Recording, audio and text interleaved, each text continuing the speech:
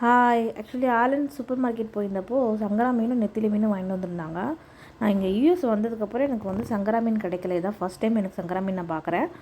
ஆனால் நெத்திலி மீன் வந்து நிறைய டைம் கிடச்சிருக்கு எனக்கு. ஸோ ரெண்டே க்ளீன் பண்ணிவிட்டு ஒரு 4-5 பீஸ் சங்கரா மீனும் நெத்திலி மீனும் மிக்ஸ் பண்ணி போட்டு குழம்பு வைக்கலாம் அப்படின்னு ரெடி பண்ணி வச்சுருந்தேன். ஸோ சங்கரா மீன் குழம்பு நான் எப்படி வச்சுருக்கேன்னு சொல்லி பார்க்கலாம். என்னோடய ஸ்டைலில் ஒரு கடாயில் கொஞ்சமாக நல்லெண்ணெய், கடுகு, வெந்தயம், சீரகம் போட்டு தாளிச்சிட்டு ஒரு 10 பல்லு பூண்டு, பச்சை மிளகாய், கருவேப்பிலை போட்டு நல்லா வதக்கிட்டு வெங்காயம் நல்லா போட்டு வதக்கிக்கோங்க.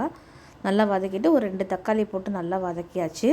அந்த தக்காளி போட்டு வதக்கினதுக்கப்புறம் 1 ஸ்பூன் காஷ்மீரி மிளகாத்தூள் போட்டிருக்கேன். அப்புறம் 3 ஸ்பூன் வந்து நம்ம வீட்டில் அரைச்ச பொடி, சாம்பார் பொடி போட்டிருக்கேன். நல்லா போட்டு பச்சை வாசனை போகிற அளவுக்கு வதக்கணும். அதோட மஞ்சத்தூளும் சேர்த்து போட்டுக்கோங்க. மஞ்சத்தூள், உப்பு போட்டு நல்லா வதக்கிக்கோங்க.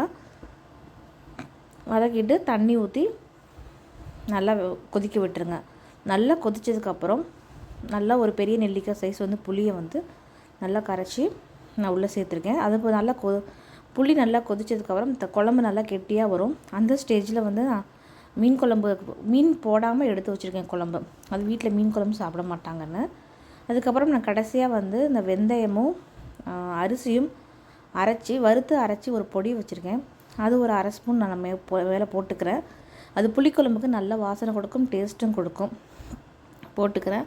அதுக்கப்புறம் குழம்பு நல்லா கொதிஞ்சதுக்கப்புறம் மீனெல்லாம் உள்ளே போட்டுட்டு ஒரு 10 நிமிஷம், தாராளமாக 5லேருந்து 10 நிமிஷம் மீன் குழம்புல வந்து மீன் வேகணும். நல்லா 10 நிமிஷம் வெந்ததுக்கப்புறம் கொத்தமல்லி தழை தூவி இறக்கியாச்சு. ஸோ எங்களுக்கு வந்து மீன் குழம்பு வந்து ரெடி பண்ணிட்டோம். மீன் குழம்பு சாப்பிடாதவங்களுக்கு பீன்ஸ் பொரியலும் முட்டை பொரியலும் செஞ்சு வச்சுருக்கோம். அவ்வளோதான். இன்றைக்கி எங்களோட லஞ்ச் காம்போ ரெடி ஆயிடுச்சு.